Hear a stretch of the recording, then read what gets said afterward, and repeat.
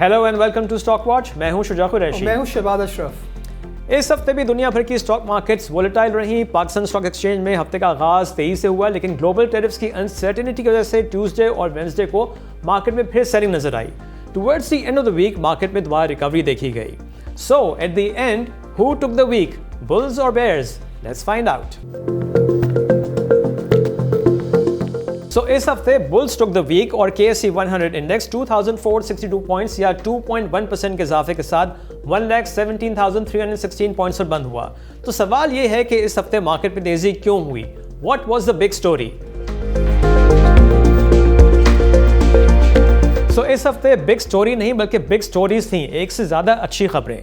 सबसे पहले वीकेंड पर खबर आई कि प्रेसिडेंट ट्रंप ने कुछ इलेक्ट्रॉनिक आइटम्स पर टैरिफ्स एग्जेम्प्ट कर दिए हैं, जिनमें स्मार्टफोन्स, लैपटॉप्स और कुछ दूसरे आइटम शामिल हैं। इस न्यूज़ से मार्केट्स में हमको रिकवरी नजर आई।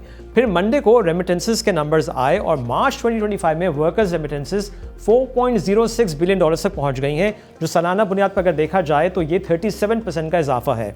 इसी तरीके से अगर 9 मंथ्स के नंबर्स देखे जाएं वर्कर्स रेमिटेंसेस के, तो 9 मंथ्स में $28 बिलियन की रेमिटेंसेस आ गई हैं, जो 33% का इजाफा है सालाना बेसिस पे।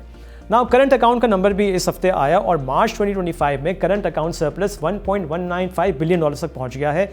ये all time monthly high current account surplus है। So 9 months का current account surplus now stands eight $1.86 billion. इस हफ्ते हमने देखा कि एक्सपोर्ट्स के नंबर्स भी आए और मार्च 2025 में एक्सपोर्ट्स $2.6 बिलियन की रही, विच is up 3% year on year, और अगर मंथ ऑन मंथ बेसिस पे देखा जाए तो ये 6% का इजाफा है। टेक्सटाइल एक्सपोर्ट्स के नंबर की बात की जाए तो मार्च 2025 में टेक्सटाइल एक्सपोर्ट्स $1.43 बिलियन की रही, विच is up 10% year on year, और मंथ ऑन मंथ बेसिस पे ये 1% का इजाफा है। और इस तरह से 9 months की textile exports now stand at $13.61 billion, which is up 9.38% year on year. IT exports के नंबर्स भी आए। मार्च 2025 में IT एक्सपोर्ट्स $342 मिलियन की रहीं, विच is up 12% year on year, और मंथ ऑन मंथ बेसिस पे भी ये 12% का इजाफा है। इस तरह से अगर हम 9 मंथ्स की IT एक्सपोर्ट्स का जायज़ा लें तो IT एक्सपोर्ट्स $2.8 बिलियन तक पहुँच गई हैं, which is up 24% year on year. Imports का डेटा भी आया और मार्च 2025 में इंपोर्ट्स $4.845 बिलियन तक पहुंच गई हैं, which is up 1% month on month. इस हफ्ते हमने देखा कि लार्ज स्केल मैन्युफैक्चरिंग के नंबर्स भी आए और LSM इंडेक्स फरवरी 2025 में was down 3.5% year on year. So इस तरह अगर हम देखें इस फिस्कल ईयर के 8 मंथ्स का LSM index, it is down 1.9% year on year. Now इस हफ्ते एक और अच्छी पॉजिटिव खबर थी और वो थी फिच का अपग्रेड। Fitch has upgraded Pakistan rating to B- from CCC+, और इसके साथ साथ उन्होंने आउटलुक को भी स्टेबल कहा है। अच्छा, इसके अलावा गवर्नमेंट ने इस हफ्ते पेट्रोल और डीजल की प्राइस को अनचेंज रखा। पेट्रोल प्राइस 254.63 पर लीटर है। इसमें PDL को इंक्रीज़ किया गया 8 रुपये 2 पैसे से, और अब PDL 78 रुपीज़ एंड 2 पैसा फी लीटर हो गया है। और डीजल की प्राइस भी अनचेंज्ड है एट 258 रुपीज़ एंड 64 रुपीज़ पर लीटर। यहाँ भी PDL को बढ़ाया गया है 7 रुपये 1 पैसे से, और नाउ डीजल पे PDL 77 रुपीज़ 1 पैसा फी लीटर है। सो इस हफ्ते की रिकवरी के बाद क्या मार्केट में मजीद तेज़ी देखी जा सकती है? इस पर हम बात करेंगे जुनैद गोडल से, जो SVP इंस्टीट्यूशनल सेल्स हैं एट आरिफ हबीब लिमिटेड। अस्सलाम वालेकुम Junaid, welcome to the show. जी वालेकुम सलाम शुजा। जुनैद, इस हफ्ते मार्केट में रिकवरी हमने देखी और अच्छी रिकवरी थी, इसके रीजंस क्या थे? देखिए, actually the world is in a process of reconciliation with the US government. एक तरीके से नेगोशिएशंस चल रही हैं। For the time being tariff को पोज कर दिया है। पाकिस्तान के इम्प्रूव मैक्रो फंडामेंटल्स हैं, इम्प्रूव रिजल्ट्स हैं, डिक्लाइनिंग इंटरेस्ट रेट्स है। There is a lot of interest shipping up in Pakistan, looking at the changing dynamics of Pakistan economy. इस करंट सिचुएशन में जो मनी फ्लो है, जो मनी सप्लाई है, वो इतनी इनॉर्मस है सिस्टम के अंदर कि उसको देखते हुए हमें लगता है कि there is going to be a substantial further inflow of liquidity into the equity market, because you see equity has become a preferred asset class looking compared to the other asset class. Dividend yield fantastic है, we are very much attractive compared to the region, हमारा price to earning बहुत अच्छा है, dividend yield बहुत अच्छी है। इस current interest rate scenario के अंदर we see a lot of interest coming into the different sectors, like cement के अंदर लोगों का बहुत इंटरेस्ट जनरेट होना शुरू हो गया है। ऑटो सेक्टर के अंदर रीफाइनेंस, जो ऑटो फाइनेंस के नंबर हैं वो मुझे लग रहा है काफ़ी ग्रेजुअली इंप्रूव हो रहे हैं। So lot of interest in equity actually. अच्छा जुनैद, इन पॉजिटिव न्यूज़ का जो आपने मेंशन भी की, ऑयल एंड गैस सेक्टर पर असर क्यों नहीं पड़ा?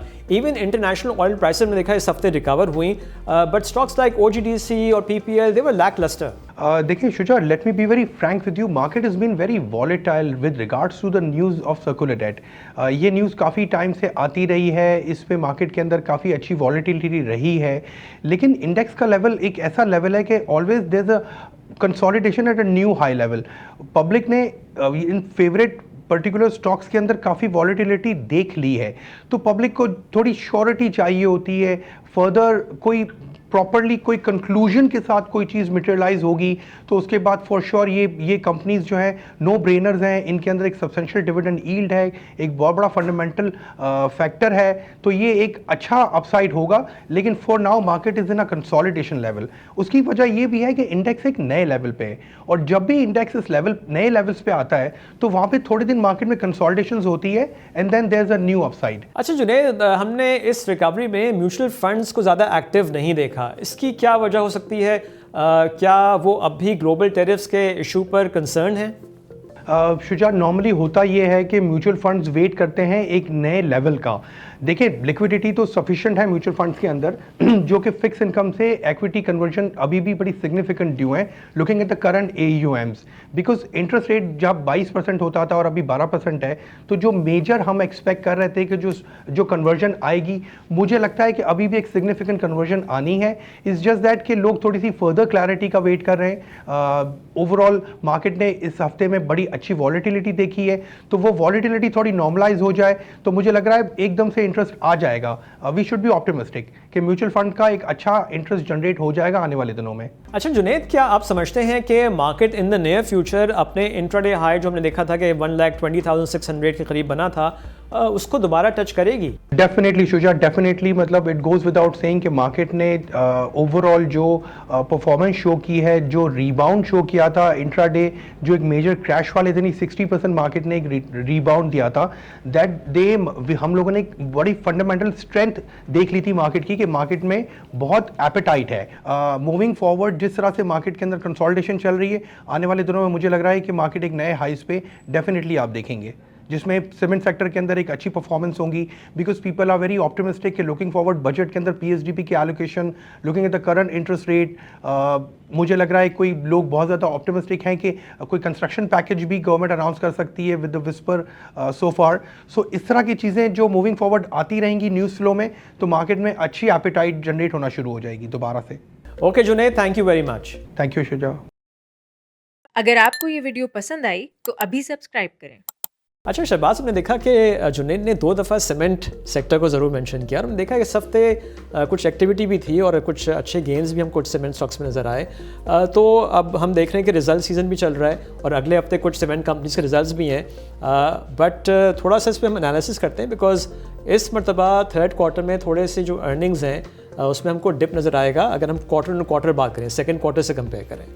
अगर आप देखें सीमेंट का आउटलुक तो पॉजिटिव ही है, but I think this quarter specifically अगर आप देखें क्वार्टर एंड क्वार्टर डिस्पैचेस भी कम थे और प्राइसेस भी कम थी, which people were expecting yes ये क्वार्टर आपकी अर्निंग्स कम ही होंगी. But going forward because of macro economic indicator जो पॉजिटिव हैं, सो वी सी कि नेक्स्ट ईयर की earning will be much higher than what we expect this year. तो आई थिंक ओवरऑल जो investors in their outlook on cement is positive, तो इसमें हम robust activity हम देखेंगे, मजीद कंटिन्यू रह सकती है. अच्छा शहबाज, म्यूचुअल फंड्स के बारे से जो मैंने सवाल पूछा था जुनैद से, हमने देखा जो डेटा आया at the end of the week, हमने हार्डली एनी एक्टिविटी देखी है. Net buying was just $1.58 million की from mutual funds, and we know कि लिक्विडिटी ज़्यादातर वहीं पे है. तो आप जुनैद की जो उन्होंने व्यू दिया उससे कितना एग्री करते हैं? आई थिंक सेवरल रीजन हो सकते हैं. Number one, I think they are right now fully invested. अगर आगे जाके कोई कन्वर्जन आती है तो yes they will invest in the market. But I think एक और इंपॉर्टेंट फैक्टर है इनके डिविडेंड. जो ईयर एंड के डिविडेंड्स हैं वो आई थिंक अभी बैंक अकाउंट पे क्रेडिट नहीं हुए हैं. जैसे वो क्रेडिट होंगे तो we might see increase in activity from mutual funds. Important बात यह है कि म्यूचुअल फंड्स का जो आउटलुक है is very positive, right. So it's a matter of time कि वो कन्वर्जन कब होती है और एक्टिविटी कब इंक्रीज होती है. तो घबराने वाली बात इसमें कुछ है नहीं मेरे ख्याल से. तो शहबाज, ऑयल स्टॉक्स की जो मैंने बात की जुनैद से, आप क्या समझते हैं क्या रीज़न है कि ऑयल ENP इवन OMCs हमने PSO में काफ़ी सेलिंग देखी, इवन दो कि सर्कुलेटेड की खबर भी थी, तो क्यों ऑयल स्टॉक्स में हमको अच्छी परफॉर्मेंस इस हफ्ते नज़र नहीं आई despite recovery in the index? I think importantly जो सर्कुलेटेड की खबर है वो आई थिंक बहुत पहले से मार्केट पे था. आई थिंक ऑलरेडी प्राइस्ड इन थी. अगर जैसे सेगलेट की जो फाइनल डिटेल्स आएंगी या किस कंपनी को कितना फंड एलोकेट हो रहा है, तो आई थिंक उस वक्त मार्केट रिएक्ट करेगी, स्टॉक्स रिएक्ट करेंगे। एंड नंबर 2 आई थिंक एक और रीज़न हो सकता है, अगर हम वीक ऑन वीक देखें जो ऑयल एंड गैस का जो प्रोडक्शन डेटा है वो हमने डिक्लाइन देखा है, तो which is little negative for the oil stocks. तो ये 2 रीज़न हो सकते हैं for the lacklustre performance in the oil and gas sector. अच्छा, now let's take a look at the top 5 gainers and losers of this week. सबसे पहले अगर top gainers की बात की जाए तो इस हफ्ते पंजाब ऑयल मिल की शेयर प्राइस में सबसे ज़्यादा इजाफा हुआ जो 26.9% था। Pak Gulf Leasing was up 24.4%। UBL जैसे इसका रिजल्ट बहुत अच्छा आया था, इसकी share price was up 22.9%। Atlas Honda की शेयर प्राइस में हमने 16% का इजाफा देखा और साजगार इंजीनियरिंग की शेयर प्राइस इस हफ्ते 15.2% ऊपर रही। और अब इस हफ्ते के टॉप 5 लूजर्स, इस हफ्ते सबसे ज़्यादा कमी हमको नजर आई एंग्रो पॉलीमर की शेयर प्राइस में which was down 7.8%। Bannu woollen की शेयर प्राइस 6% नीचे रही। IBFL 5.5%। मारी एनर्जीज की स्टॉक प्राइस में इस हफ्ते 4.2% की कमी देखी गई और Allied Bank was down 3.9% this week.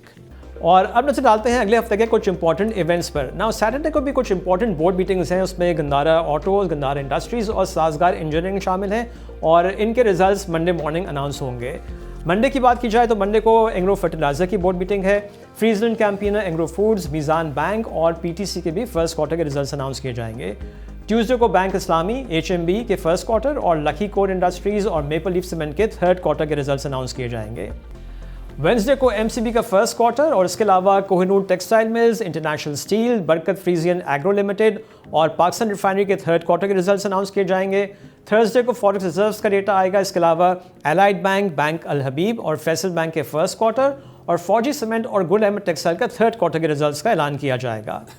और फ्राइडे को SBI का डेटा आएगा, इसके अलावा HBL, फातिमा और नेशनल बैंक और ग्लेक्सो का फर्स्ट क्वार्टर का रिजल्ट। इसके अलावा लकी सीमेंट, इंडस मोटर्स और INIL के थर्ड क्वार्टर के रिजल्ट्स का ऐलान किया जाएगा। और अब चलते हैं कैंडल टॉक की तरफ। तो यहाँ पे अगर हम कुछ टेक्निकल्स की बात करें तो इस हफ्ते हमने देखा कि इंडेक्स ने जो इंट्राडे बेसिस पे हाई बनाया वो फ्राइडे को था 17,888 पॉइंट्स का। नाउ मंडे को ये एक रेजिस्टेंस होगा मार्केट के लिए और जो जोन है पूरा रेजिस्टेंस जोन वो 1,17,500 से 1,18,700 के बीच में होगा। पहली सपोर्ट मार्केट में 1,15,800 पे होगी और second support will be at 1,14,800। So Shahbaz, इस हफ्ते हमने अच्छी रिकवरी देखी है मार्केट में, मार्केट वाज अप 2%। नाउ अगला हफ्ता is a result heavy week, आप क्या समझते हैं कैसे मार्केट परफॉर्म कर सकती है? I think major trigger for the market next week results ही होंगे। आई थिंक नेक्स्ट वीक जो हैवी वेट स्टॉक्स के रिजल्ट्स हैं, जो results will be above expectations या बिलो एक्सपेक्टेशंस, उसी तरह इन्वेस्टर रिएक्ट करेंगे। बिकॉज हमने देखा लास्ट वीक जो UBL का जो मेगा प्रॉफिट आया था उस लास्ट वीक उसने 23% का रिटर्न दिया है। आई थिंक एक और चीज़ जो मार्केट में बिल्ट हो रही है वो है लोअर इन्फ्लेशन नंबर्स, जिसकी वजह से देयर इज़ अ पॉसिबिलिटी कि जो 5 मई को जो मॉनेटरी पॉलिसी है we might see a interest rate cut. तो आई थिंक ये ऑलरेडी मार्केट में प्राइस्ड इन नहीं है, अगर इंटरेस्ट रेट कट होता है तो that will be a trigger for the market. I think एक और चीज़ है, if there is further update on the IMF executive board meeting तो मार्केट उसको भी एक पॉजिटिवली रिएक्ट कर सकती है। आई थिंक ये 3 ट्रिगर्स हो सकते हैं मार्केट के लिए, but I think number 1 trigger will be of course the result season. Right. अच्छा, मेरा टेक ये होगा शहबाज के नेक्स्ट वीक थोड़ा सा इन्वेस्टर्स कॉशियस रहें बिकॉज टेरिफ्स की अनसर्टेनिटी अपनी जगह पे है। हमको न्यूज़ को फॉलो करना होगा, हमको ऑयल प्राइसेस को फॉलो करना होगा। इस हफ्ते हमने ज़रूर देखा इंटरनेशनल ऑयल प्राइसेस रिकवर हुई हैं, बट हमारे ऑयल स्टॉक्स ने उस तरह से रिस्पॉन्ड नहीं किया। तो इन केस अगर वापस ऑयल प्राइसेस नीचे जाती हैं तो शायद जो हमारे इंडेक्स हेवी वेट स्टॉक्स हैं, ऑयल स्टॉक्स, वो अगर नीचे जाएंगे तो वो ओवरऑल पूरी मार्केट को नीचे पुल कर सकते हैं। तो ख़बरों पे नज़र रखें, ऑयल प्राइसेस पे नज़र रखें। इसके अलावा एक इम्पॉर्टेंट चीज़ ये है कि अगला हफ्ता फ्यूचर्स रोल ओवर है और हम देखते हैं कि हमेशा फ्यूचर्स रोल ओवर वीक में थोड़ा प्रेशर मार्केट में आता है बिकॉज कॉन्ट्रैक्ट स्विच हो रहे होते हैं, from April to May switch होंगे तो थोड़ा प्रेशर वहाँ से भी आ सकता है। Plus I agree with Shahbaz Jan ने कहा कि रिजल्ट हैवी वीक है, कुछ इंपॉर्टेंट कंपनीज के रिजल्ट्स हैं और अगर रिजल्ट मार्केट एक्सपेक्टेशन से बेहतर होंगे तो वो स्टॉक प्राइसेस हमको नज़र आएंगी, जैसे UBL का आपने एग्जांपल दी, अच्छी हो सकती हैं। मंडे को जैसे मैंने बताया भी कि सैटरडे को मीटिंग है GAL, GHNI और साजगार की, तो मंडे मार्केट खोलने से पहले इनके रिजल्ट्स आएंगे और यहाँ पे जिस तरह से फ्राइडे को हमने इनकी प्राइस मूवमेंट देखी है तीनों कंपनीज़ की, तो अगर रिजल्ट्स बीट करेंगे मार्केट एक्सपेक्टेशन को तो ये माइट सी के इन स्टॉक से मज़ीद तेज़ी नज़र आ सकती है। बट अगेन कॉशियस रहें, प्रॉफिट भी बुक भी करते रहें और रिजल्ट्स पे फोकस रखें। एक चीज़ मैं ऐड कर दूं इन्वेस्टर्स की, नेक्स्ट वीक लकी 7 में ट्रेडिंग नहीं होगी बिकॉज ऑफ स्टॉक स्प्लिट। इसकी ट्रेडिंग रिज्यूम होगी 28 मई को। ये आपने अच्छा रिमाइंड कराया Shahbaz, thank you very much. Thank you Shuja. और ये था इस हफ्ते का Stock Watch. Have a nice weekend, take care, खुदा हाफिज़।